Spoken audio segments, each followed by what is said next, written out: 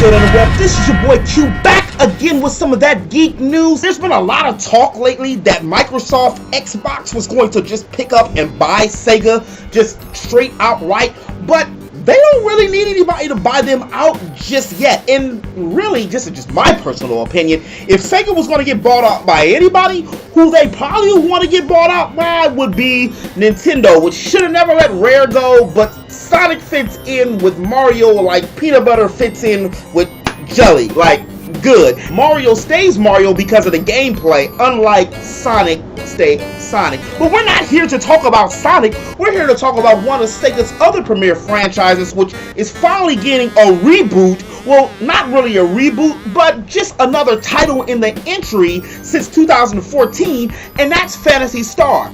And this Phantasy Star is going to be a game that's going to be on the cell phones, and I think that this, speaking of peanut butter and jelly, ham and burger, fits very well, because who doesn't have a cell phone in this modern day? You have a cell phone, you have Wi-Fi. Matter of fact, I know some friends who have a cell phone with no service, but they have Wi-Fi. So if you have Wi-Fi, you can play this new Phantasy Star game online. This new entry in the Phantasy Star game is coming to mobile devices in Japan later this year and marks the first new Phantasy Star game since 2014 with Phantasy Star Nova for the PlayStation Vita. Vita Benjamin? What's that?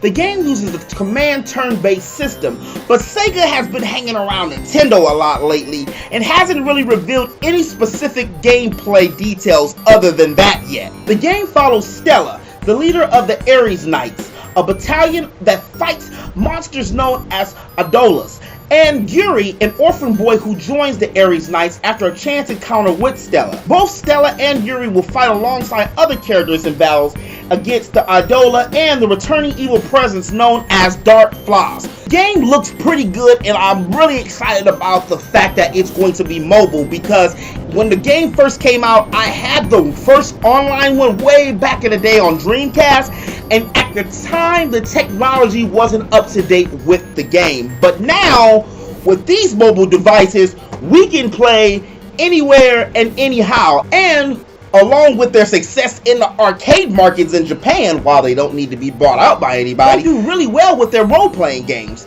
At least, especially since they brought on Atlas. Maybe not the same teams, but you know, we call that the trickle-down effect.